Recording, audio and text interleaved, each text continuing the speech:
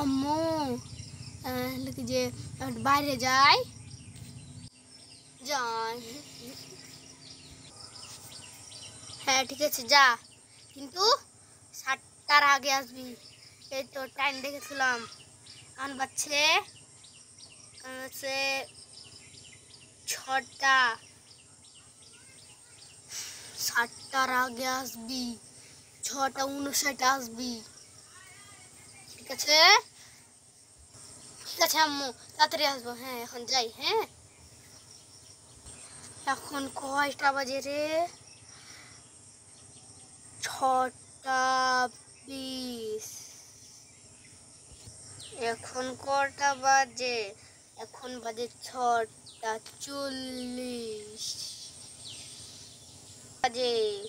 এখন কটা বাজে? 6টা 59। এখনো আসে না কে? 8টা। আসুক আজকে। আজকে তো আমাকে আম্মু মেরে ফেলে দিবি। এত ঘন্টা বাইজা গেল, 8টা বাইজা গেছে। কিভাবে যাবো?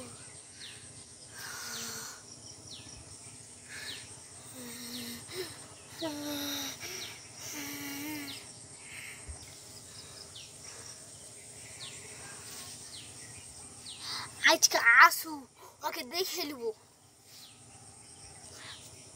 লিখতে যাই, লিখতে যাই।